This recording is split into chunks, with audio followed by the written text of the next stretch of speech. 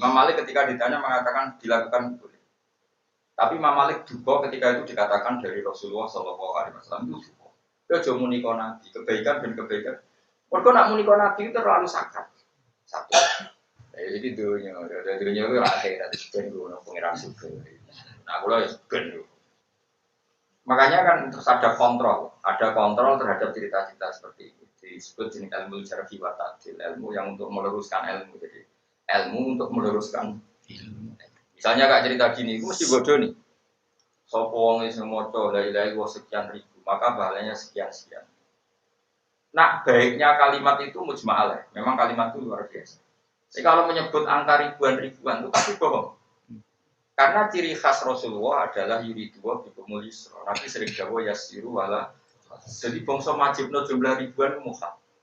Karena Nabi masyhur membawa agama ini mudah. Jadi ada bangsa majibno ribuan itu mesti bodoh ini.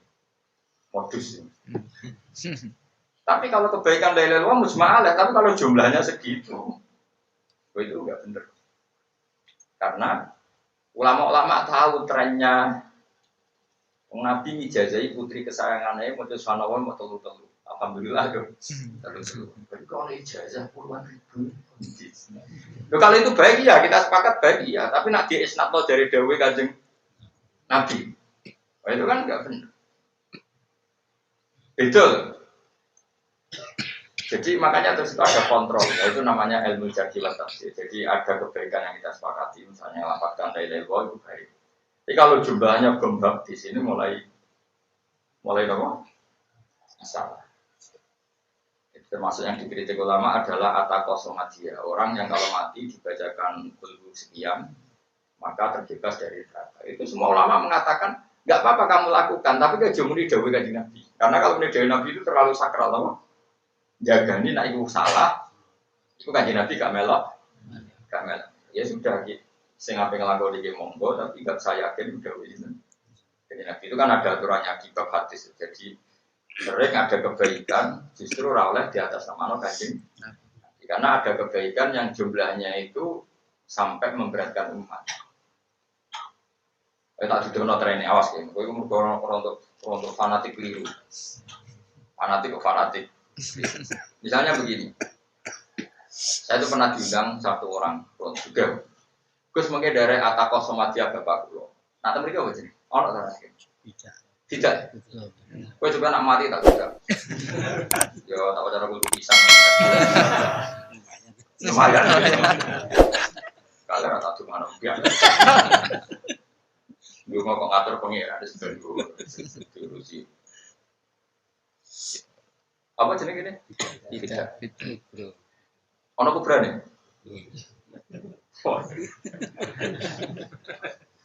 Itu dilakukan boleh. Dawuh Sayyid Muhammad dan kitabnya itu dilakukan boleh. Imam Malik ketika ditanya mengatakan dilakukan boleh.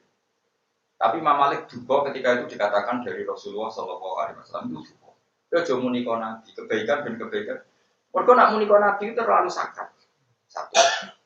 Terus kalau terlalu dari nabi ora kena benyang, misalnya umumnya kita mau coba biro. Satu kita. 1.000.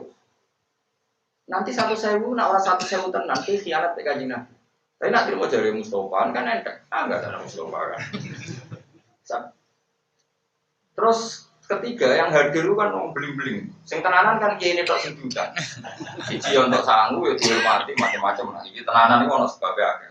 Nomor loro kiai iku ya pancen wong apik. Biasanya kongkon wong ya tenanan. Tapi dekne tenanan sumput kan pancen dihormati, diperlakukan khusus. Lah sing guri-guri digegem. Ceplungno digegem. Ayo sing guri-guri sitok-sitok kok gegeman ayo jawab. Sing ora salah ra kadeng. Gegeman apa? Mosok 1.000 ngerti-ngerti pun. Ngerti bodoh iki. Ya, ngerti takoki pun jawab iki guri-guri. Pun. Aku ya tahu teko. Udah mesti ono sing bodoh dia. Ayo takokku ya ora goblok. Aku ning kono termasuk ketok tak. Mun do maca tok sampun, tapi aja muni 1.000 lho. Nggih Gus, boten nek niku boten. Ya mergo ya digegemi. Malah sing mburi tak takoki ibarat cara. Ki mau maca pindho. Kok intel lho Gus kurang pegawaian. Iku dhisik uripe ku ora bener. Komentare wae. Ini saya buktikan bahwa teorinya ahli hadis benar. Cara Said Muhammad dan beberapa ulama, sama cek di kitab. Kalau di Arab ini atakoh somatia. Jadi kalau nama di kitab itu buatan niku James buatan tidak kubro nama atakoh somatia. Jadi bahasa resminya dulu itu atakoh somatia. Atakoh maknanya kemerdekaan, somatia karena melibatkan surat Qul dengan ada kata Allah somatia. Itu begini cara analisis ahli hadis. Kalau itu di atas namakan Nabi itu hoax. Tapi kalau ada orang mencari syafaat lewat Quran karena bambu itu adalah Quran maka sah. Dan jumlah itu adalah kreasinya para mursyid, para ulama, para kiai. Itu buat bendel ya kena orang buat. Nah, kenapa demikian? Satu, sanad hadis itu masalah, di bab itu masalah. Kedua, logikanya di ini rumah nonton awas kena salah. Ojo-ojo kene bagus. Ba anti fitnah, aku udah anti fitnah, anti bodoh nih. Anti gegam-gegaman. Begini logikanya.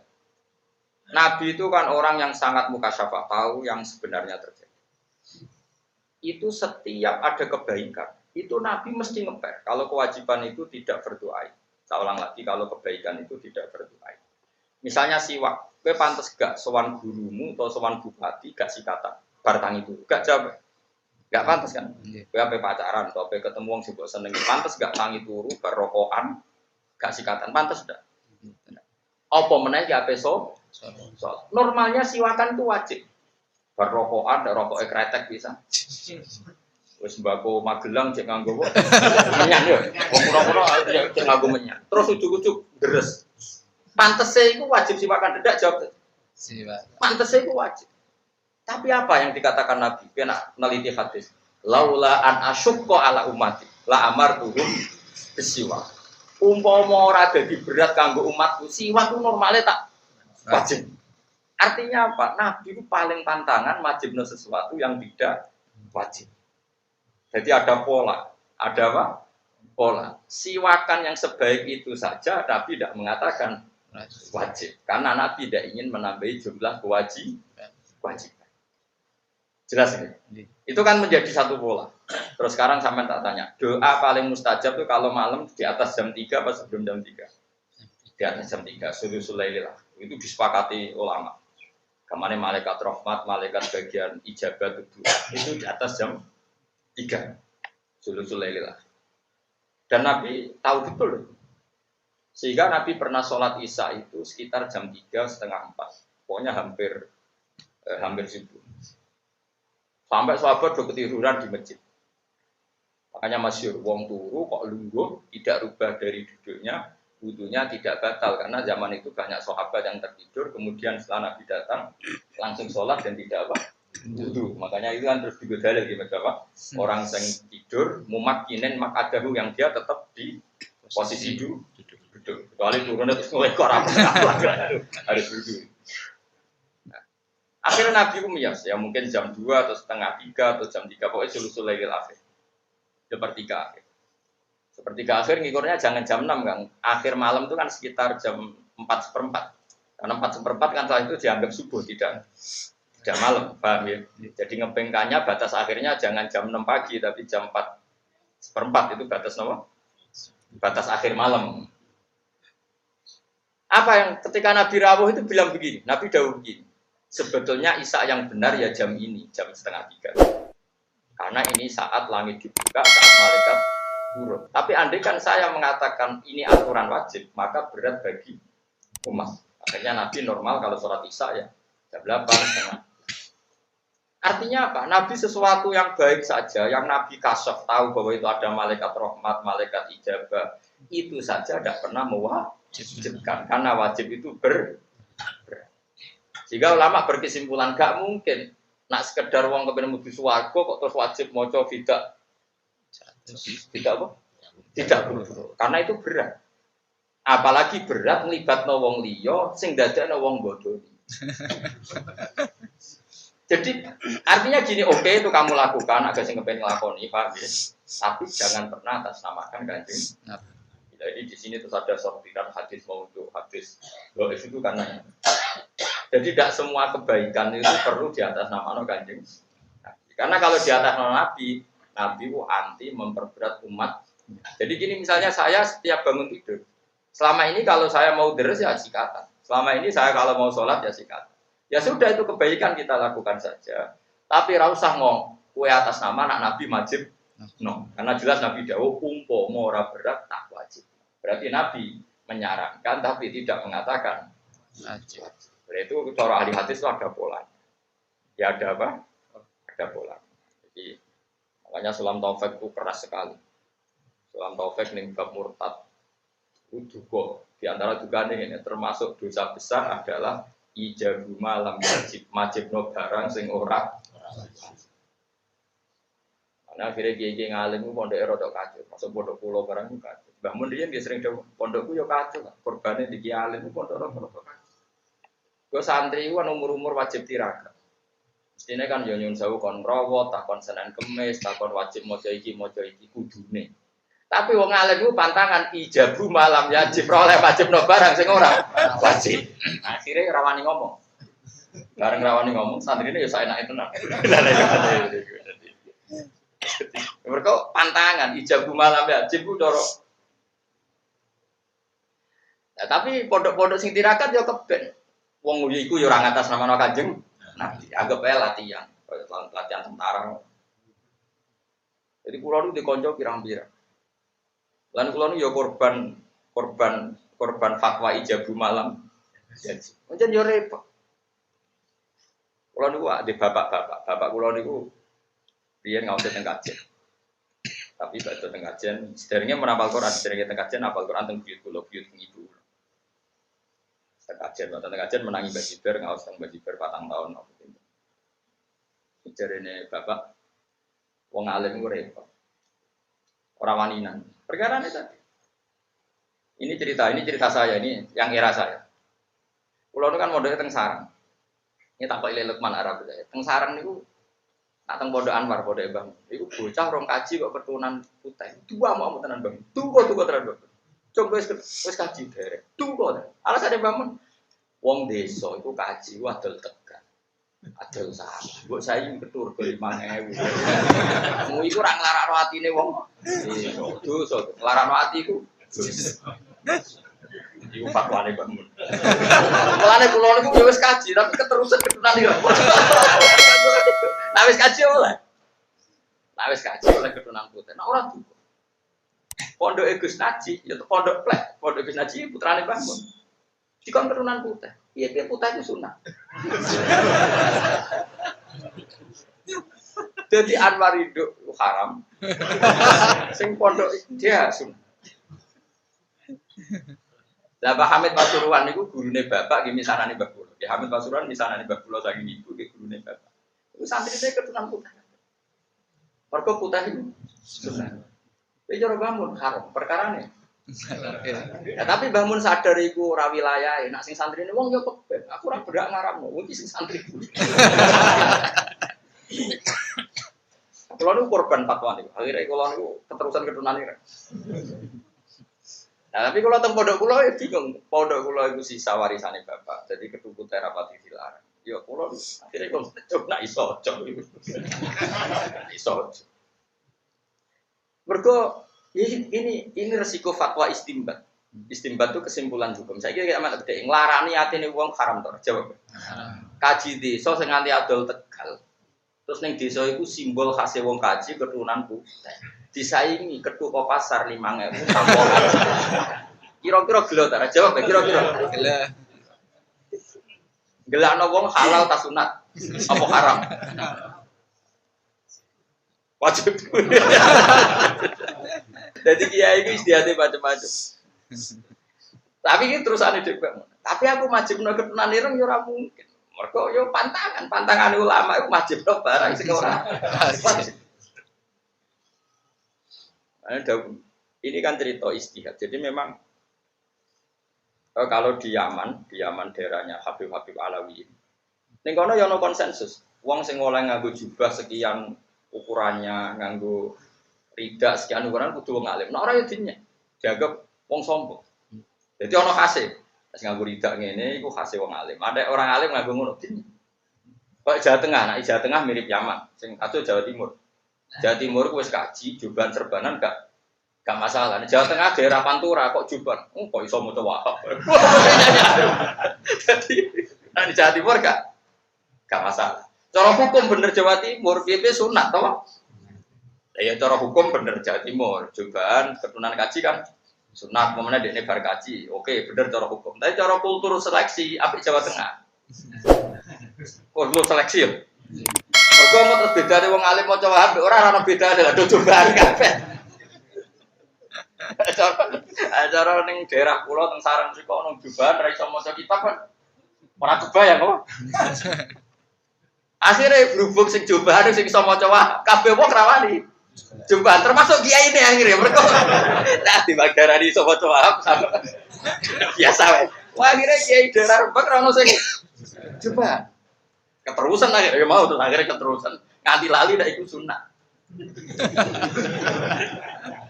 Lah aku cilik nganti tua kan tau roh jeneng bahasa aljuban bangun sebenarnya kecuali ana tamu kok Arab lagi. Orang ora tahu. Mergo keterusan akhirnya. Karena di Jawa Timur Inggris kaji ya jubahan serbanan diundang abah. Ya mudah pangkat undangannya ya. Ya dunia untuk ini mau cerita, lagi rasa boleh hati biasa. Saya rasa boleh hati cek goblok, kadang nih. Ya jadi tak balenin ya, jadi ngarani hati nih, wong yo haram. Ada orang kaji desa mau disaingi, paham? Tapi kue ngaram lo yo mungkin membutah itu kesun. Nah terus nih kesun tapi biasa wae, cara. Ika mau cerita tok, terserah kue kok istikharah. Ya Allah pasti biye. Tapi kalau mau cerita, mana kalau niku, kalau kapan-kapan nggak kedunan putih, menamun jeling wali-wali sing sabudut kalau tak kita urung ya setelah cek kedunan ini. Mereka keterusan, kalau keterusan fatwa, dari keterusan. Sampai kalau haji ini ngarepe sowan kanjeng Nabi kedunan ireng nih, mereka keterusan. Sampai lali ya, saking kesuwen diamuk. Diamuk. Tapi kalau kapan-kapan kapan rasa takut, tapi tetap kapan. Akhirnya kalau tak akali, kalau niku kabinan putih terus. Jadi kan jari dawe Nabi kan, jongkoe ke kudu nganggo putih, sunat nganggo putih aku sunat. Stop. Ben ana sing sunah Rasul aku kabinan putih, keterusan wis kadung iki setengah-tengah. Jadi misalnya kok malaikat, kok ganggu sunah Rasul putih, klambiku wis. Jadi si kesunatan kompromi hukum, napa?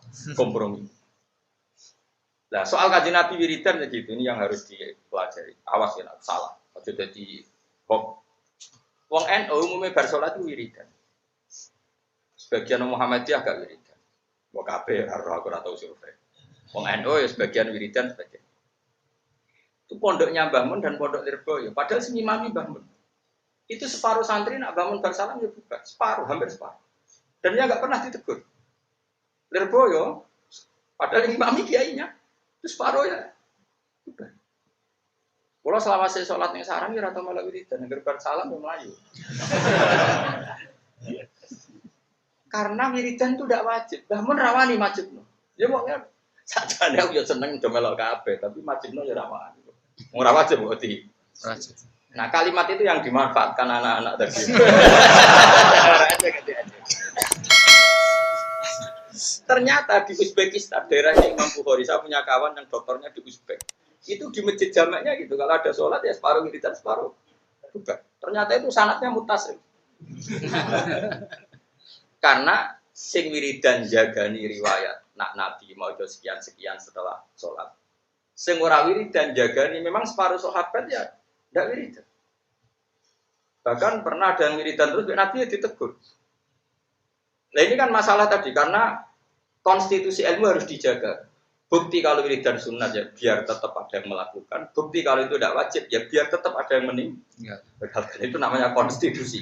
Jadi UUD hukum panjang ngono. Kayak saya pakaian putih itu sunat, saya melakukan itu. Tapi saya tidak bisa negur yang pakai batik, pakai hitam. Karena itu boleh juga boleh dilarang. Akhirnya yang ngaji ini orang rapi ini, paham ya? Loh, normalnya saat saya punya umat banyak kan ngaji putih kabeh kan seru. Wah kan koyo satu komando ya. Tapi akhirnya jadi ini kedua ora seragam, kelabine. Tapi ini bagus kalau konstitusi ilmu. Keren, apa? Jadi kalau ini yang biji malaikat ilmu, skor saya itu 100. Oh ini sesuai konstitusi ilmu. Di mana yang nggak wajib ya nggak perlu diwajibkan. Keren. Jadi kalau nanti saya ketemu malaikat Jibril karena dia malaikat ilmu, pasti nama saya baik, skor saya